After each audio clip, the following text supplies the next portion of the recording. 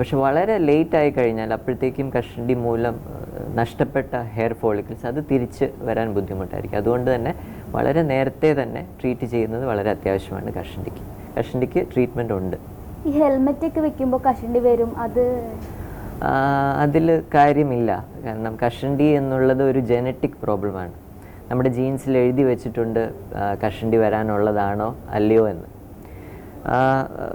ഈ ഹെൽമെറ്റ് വെക്കുന്നത് കൊണ്ടാണ് കഷണ്ടി, അല്ലെങ്കിൽ എനിക്ക് താരനുള്ളത് കൊണ്ടാണ് കഷണ്ടി എന്നൊക്കെ പല പല പല അഭിപ്രായങ്ങൾ അങ്ങനെ ഉണ്ട്.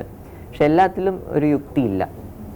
ഇപ്പോൾ എൻ്റെ എല്ലാ പേഷ്യൻസും എന്നോട് ചോദിക്കുന്ന ഒരു ഡൗട്ട് ഇതാണ്: എൻ്റെ അച്ഛനും അമ്മയ്ക്കും നല്ല മുടിയുണ്ടല്ലോ, എന്തുകൊണ്ട് എനിക്കിപ്പോൾ കഷണ്ടിയായി? അല്ലെങ്കിൽ എൻ്റെ അച്ഛൻ്റെ ഇപ്പം കഷണ്ടി ആയതേ ഉള്ളൂ, അച്ഛനിപ്പോൾ 50 വയസ്സ്, ഞാനിപ്പം 20 വയസ്സ് 23 വയസ്സേ ആയിട്ടുള്ളൂ, എനിക്ക് എങ്ങനെ ഇപ്പോഴേ കഷണ്ടി? ഇതൊക്കെ വളരെ കോമൺ ചോദ്യങ്ങളാണ്. അപ്പം ജനറ്റിക്കാണ്, പക്ഷേ എപ്പോഴും ഒരു പാരമ്പര്യം ഉണ്ടാകണമെന്നില്ല. ചിലപ്പോൾ അച്ഛന് അമ്മയ്ക്ക് നല്ല മുടി ഉണ്ടാകും, പക്ഷെ നമ്മളിൽ അത് തുടങ്ങാം. വേറെ കഷണ്ടിയുടെ ഇൻഹെറിറ്റൻസ് അത് പോളിജെനിക് ഇൻഹെറിറ്റൻസ് എന്ന് പറയും. പോളിജെനിക് ഇൻഹെറിറ്റൻസ് എന്ന് പറഞ്ഞാൽ കുറച്ച് ജീൻസ് അമ്മയുടെ സൈഡിൽ നിന്ന് വരും, കുറച്ച് ജീൻസ് അച്ഛൻ്റെ സൈഡിൽ നിന്ന്. പക്ഷെ ആ ജീൻസ് മാത്രം അമ്മയിൽ കഷണ്ടി ഉണ്ടാക്കത്തില്ല, ആ ജീൻസ് മാത്രം അച്ഛനിൽ കഷണ്ടി. രണ്ടും കൂടെ നമ്മളിൽ വരുമ്പോൾ നമുക്ക് കഷണ്ടി ഉണ്ടാകും. പിന്നെ ഇപ്പോൾ വർഷങ്ങൾ കഴിയുന്തോറും വളരെ ചെറുപ്പക്കാർക്ക് കഷണ്ടി കണ്ടുവരുന്നു. അപ്പോൾ എൻ്റെ ഏറ്റവും ചെറിയ പേഷ്യൻറ്റ്, അതായത് പ്രായം കുറഞ്ഞ പേഷ്യൻറ്റ് കഷണ്ടിയായിട്ട് വെറും 11 വയസ്സാണ്. എനിക്ക് തന്നെ ബിലീവ് ചെയ്യാൻ പറ്റിയില്ല. പക്ഷേ കഷണ്ടിക്ക് ചില ഫീച്ചേഴ്സ് ഉണ്ട്, വളരെ സ്പെസിഫിക് ആണ് കഷണ്ടിക്ക്. അപ്പോൾ ഈ പുള്ളിക്ക് വളരെ ക്ലിയർ കട്ട് കഷണ്ടിയാണ് ഉള്ളത്, പക്ഷേ വയസ്സ് 11 വയസ്സേ ഉള്ളൂ. അപ്പോൾ പല പല ഫാക്ടേഴ്സ് പറയപ്പെടുന്നു ഇത് വേഗം കഷണ്ടി വരാനുള്ള ഫാക്ടേഴ്സ്. അത് ചിലപ്പോൾ പൊല്യൂഷൻ ആകാം, ചിലപ്പം താരനാകാം, ചിലപ്പോൾ സ്ട്രെസ്സുകൾ, വളരെയധികം സ്ട്രെസ്സുകളുള്ള ലൈഫ് സ്റ്റൈലാണല്ലോ ഇപ്പം നമുക്കുള്ളത്. അതൊക്കെ കോൺട്രിബ്യൂട്ടറി ഫാക്ടേഴ്സാണ്. പക്ഷേ ഞാൻ കണ്ടിട്ടുള്ളതിൽ വെച്ച് ഏറ്റവും ചെറുപ്പക്കാർക്ക് കഷണ്ടി വരുന്നവർക്ക് എല്ലാവർക്കും തന്നെ വളരെ സിവിയർ താരനുണ്ടാവും. അപ്പം കഷണ്ടിയുടെ റേറ്റ് വളരെ ഫാസ്റ്റാക്കുന്നു. പക്ഷേ കഷണ്ടി ജനറ്റിക്കായിട്ട് ഉള്ളവർക്ക് മാത്രമേ താരൻ ഫാസ്റ്റ് ആക്കത്തുള്ളൂ. അല്ലെ കഷണ്ടി പ്രവണത ഇല്ലാത്തവർക്ക് താരൻ കൊണ്ട് മുടി കൊഴിച്ചിൽ വരണമെന്നില്ല. ഈ ചൂട് കഷണ്ടിയായി ബന്ധപ്പെട്ടതാണ്. മരുഭൂമിയിലൊക്കെ പണിയെടുക്കുന്നവർക്ക് കഷണ്ടി വരുന്നത്. അപ്പോൾ കോൺട്രിബ്യൂട്ടറി ഫാക്ടേഴ്സ് ആയിട്ട് പറയുന്നത് ഒരു സൺലൈറ്റ് എക്സ്പോഷർ, അതും ജനറ്റിക് പ്രീഡിസ്പോസിഷൻ, അല്ലെങ്കിൽ കഷണ്ടി വരാൻ സാധ്യതയുള്ളവർക്ക് കൂടുതലായിട്ടുള്ള വെയിൽ അടിക്കുന്നത് വേഗം കഷണ്ടിയിലേക്ക് പോകുന്നു. അത് സൺലൈറ്റ് ഒരു കോൺട്രിബ്യൂട്ടറി ഫാക്ടർ. പക്ഷെ സൺലൈറ്റ് മാത്രമാണോ കഷണ്ടി ഉണ്ടാക്കുന്നതെന്ന് വെച്ചാൽ അല്ല. ആ ഒരു ജനറ്റിക് പ്രിഡിസ്പോസിഷൻ ഉണ്ടെങ്കിൽ മാത്രമേ വെയിലും മറ്റുള്ള ഫാക്ടേഴ്സും കഷണ്ടി ഉണ്ടാക്കൂ. ഈ കഷണ്ടിക്ക് മരുന്നായിട്ട് രണ്ട് മരുന്നുണ്ട്. ഒരെണ്ണം തേക്കാനായിട്ടുള്ള ഒരു സൊല്യൂഷനുണ്ട്, ഒരു ടാബ്ലറ്റുകളുണ്ട്. ഇത് രണ്ടും USFDA അപ്രൂവ്ഡ് ആണ്. പക്ഷേ കഷണ്ടിയുടെ ഒരു കാര്യം അറിയേണ്ടതെന്ന് വെച്ചാൽ അത് ജനറ്റിക്കാണ്. നമുക്ക് ജീൻസിനെ മാറ്റാൻ ഇതുവരെ സാധിച്ചിട്ടില്ല. എത്ര ടെക്നോളജി വൈദ്യശാസ്ത്രം അഡ്വാൻസ് ആയാലും നമുക്ക് ഓൾറെഡി എഴുതി വെച്ചിരിക്കുന്ന ജീൻസ് മാറ്റാൻ പറ്റത്തില്ല. അപ്പോൾ എത്ര കാലം മരുന്ന് ഉപയോഗിക്കുന്നു അത്രയും കാലം നമുക്ക് കഷണ്ടി പിടിച്ചു നിർത്താൻ പറ്റും, മുടിയുടെ ലെവൽ. അപ്പം ഉണ്ട്, ട്രീറ്റ്മെൻ്റ് ഉണ്ട്. പിന്നെ ഇത് മാത്രമല്ല, വേറെ പ്രൊസീജിയേഴ്സുകളുണ്ട്. അപ്പോൾ ഇത് FDA അപ്രൂവ്ഡ് മരുന്നുകളാണ്. പ്രൊസീജിയേഴ്സായിട്ട് പല പല പ്രൊസീജിയേഴ്സ് ഓരോ വർഷങ്ങൾ കഴിയുന്തോറും പുതിയത് കണ്ടുപിടിച്ചുകൊണ്ട് വരുന്നു. മൈക്രോ നീഡ്ലിംഗ്, ലേസർ കൂം, അതായത് മുടി വളരാൻ വേണ്ടിയിട്ടുള്ള laser light therapy, low level laser light therapy, അങ്ങനെ പ്ലേറ്റ്ലെറ്റ് റിച്ച് പ്ലാസ്മ PRP അല്ലെങ്കിൽ വാമ്പയർ ട്രീറ്റ്മെൻറ്റ്, നമ്മുടെ തന്നെ രക്തം ഡ്രോ ചെയ്തിട്ട് അത് പ്രോസസ്സ് ചെയ്തിട്ട് അതിലെ പ്ലേറ്റ്ലെറ്റ് ഘടകങ്ങൾ മാത്രം എടുത്ത് തിരിച്ച് തലയിലേക്ക് ഇഞ്ചെക്ട് ചെയ്യുക. അങ്ങനത്തെ അഡ്വാൻസ്ഡ് കോസ്മെറ്റിക് പ്രൊസീജിയേഴ്സ് ഇപ്പോൾ പതുക്കെ വന്നുകൊണ്ടിരിക്കുന്നു. പക്ഷേ എല്ലാം ഒരു അഡ്ജുവൻ്റ് അല്ലെങ്കിൽ ആഡ് ഓൺ ആണ്. പഴയ നമ്മുടെ ട്രീറ്റ്മെൻറ്റിൻ്റെ കൂടെ ഒരു അഡീഷണൽ ബെനിഫിറ്റ് ഇത് കൊടുക്കത്തുള്ളൂ. അതല്ലാതെ കംപ്ലീറ്റ് ആയിട്ട് ക്യൂർ വിത്ത് പ്രൊസീജിയർ ഇതുവരെ ആകത്തില്ല. അപ്പോൾ ആ FDA അപ്രൂവ്ഡ് മരുന്നുകളോടൊപ്പം പ്രൊസീജിയറുകളോട് ചെയ്യുമ്പോൾ നമുക്ക് കൂടുതൽ ആഡഡ് ബെനിഫിറ്റ് കിട്ടും. സാറിന് മുഖക്കുരു അത് ഉണ്ടാവാനുള്ള പ്രധാന കാരണം? ഓക്കെ, അതെ, വളരെയധികം യുവാക്കൾ സഫർ ചെയ്യുന്ന ഒരു അസുഖമാണ് മുഖക്കുരു. മുഖക്കുരു ഒരു സെബേഷ്യസ് ഗ്രന്ഥി, അതായത് എണ്ണ ഗ്രന്ഥിയുടെ ഒരു അബ്നോമാലിറ്റിയാണ്, മുഖത്തെ എണ്ണ ഗ്രന്ഥികളുടെ അബ്നോമാലിറ്റി. ഇത് യൂഷ്വലി കൗമാരപ്രായക്കാർക്ക് കാണുന്നു. കൗമാരപ്രായത്തിൻ്റെ ഹോർമോൺസ് ഇൻഫ്ലുവൻസ് ചെയ്താണ് എണ്ണഗ്രന്ഥി കൂടുതലായിട്ട് എണ്ണ ഉൽപ്പാദിപ്പിക്കുന്നു. അതിൻ്റെ ഓപ്പണിംഗ് അടഞ്ഞു പോയിട്ട് പല കാരകൾ, ബ്ലാക്ക് ഹെഡ്സ്, വൈറ്റ് ഹെഡ്സ് ഉണ്ടാകുന്നു. പിന്നെ അത് പഴുക്കുന്നു, ഇൻഫെക്റ്റഡ് പസ്റ്റ്യൂൾസ് ആകുന്നു, നോഡ്യൂൾസ് ആകുന്നു.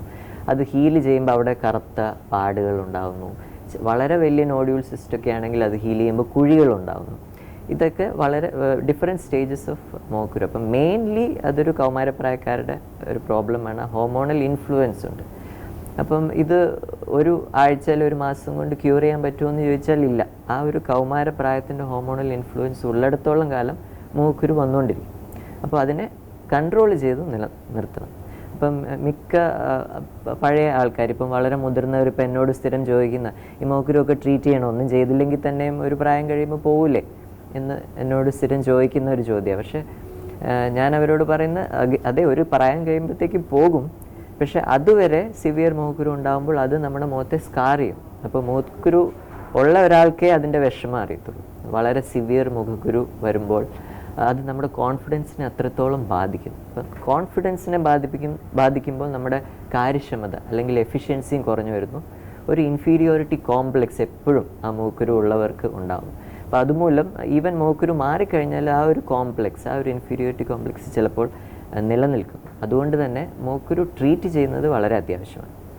സിവിയറിറ്റി കുറച്ച് നിർത്തിക്കഴിഞ്ഞാൽ അവരുടെ കോൺഫിഡൻസ് ഇമ്പ്രൂവ് ആവുകയും അവരുടെ കാര്യക്ഷമത ഇമ്പ്രൂവ് ആവുകയും ചെയ്യും.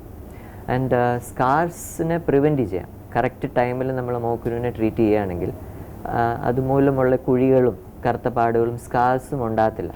അല്ലെങ്കിൽ സ്കാർ ട്രീറ്റ്മെൻ്റ് ആണ് ലേറ്റർ ഉദ്ദേശിക്കുന്നതെങ്കിൽ അത് മൂക്കുരുവിനെ ട്രീറ്റ് ചെയ്യുന്നതിനെക്കാട്ടും കോസ്റ്റ്ലിയാണ്. സ്കാർ ട്രീറ്റ്മെൻറ്റ് നമുക്ക് പ്രൊസീജിയേഴ്സ് ഉണ്ട്. ഡെർമാ റോളർ, സബ്സിഷൻ, ലേസർ, ഇതെല്ലാം വളരെ വളരെ കോസ്റ്റ്ലി പ്രൊസീജിയേഴ്സാണ്. പക്ഷേ മൂക്കുരു ട്രീറ്റ് ചെയ്യുന്നത് വളരെ ചീപ്പാണ്.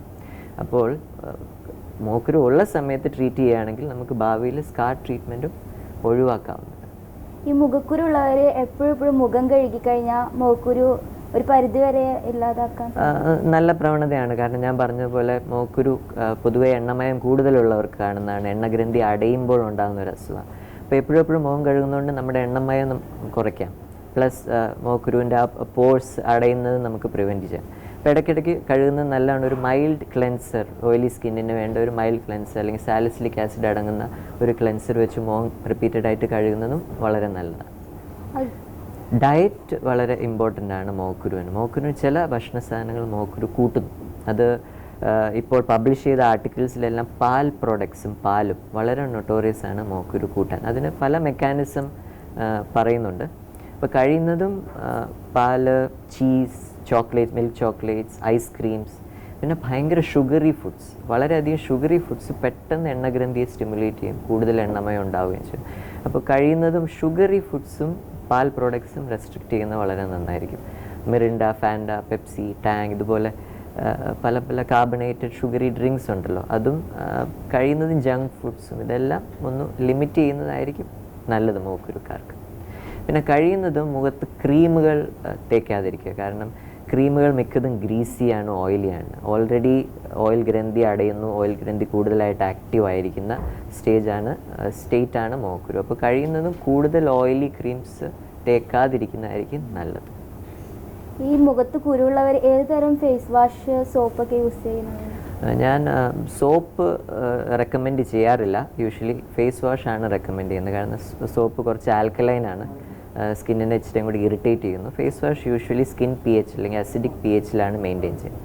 അപ്പോൾ മൂക്കുരുക്കാർക്ക് സാലിസിലിക് ആസിഡ് അടങ്ങുന്ന ഫേസ് വാഷസ് വളരെ നല്ലതാണ്. സാലിസിലിക് ആസിഡും സിങ്കും അടങ്ങുന്നത്. സാലിസിലിക് ആസിഡിന് ഒരു കെരട്ടോലൈറ്റിക് പ്രോപ്പർട്ടി ഉണ്ട്. അതായത് ഈ സെബേഷ്യസ് ഗ്രന്ഥി അടഞ്ഞു പോകുന്നതിനെ ഒന്ന് ഓപ്പൺ ഔട്ട് ആക്കാനും എണ്ണമയം കുറയ്ക്കാനും നല്ലതാണ് സാലിസിലിക് ആസിഡ്. ഞാൻ യൂഷ്വലി മൂക്കുരുക്കാർക്ക് ഒരു സാലിസിലിക് ആസിഡ് അടങ്ങുന്ന ഫേസ് വാഷാണ് റെക്കമെൻഡ് ചെയ്യാറ്. സാർ, തലയിൽ മുടി റൗണ്ട് ആയിട്ട് ഇങ്ങനെ പോകുന്നത് അത് എന്തുകൊണ്ടാണ്? ഓക്കെ, തലമുടിയിൽ വട്ടത്തിൽ മുടി കൊഴിയുന്ന അസുഖം, അതിനെ നമ്മൾ അലോപേഷ്യ ഏരിയേറ്റ എന്ന് പറയും. അലോപേഷ്യ ഏരിയേറ്റ എന്ന് പറയുന്ന ഒരു ഓട്ടോ ഇമ്മ്യൂൺ അസുഖമാണ്. അതായത് നമ്മുടെ തന്നെ ശരീരം നമുക്കെതിരെ തിരിയുന്നു. അങ്ങനത്തെ അസുഖങ്ങളെയാണ് ഓട്ടോ ഇമ്മ്യൂൺ അസുഖം എന്ന് പറയുന്നത്.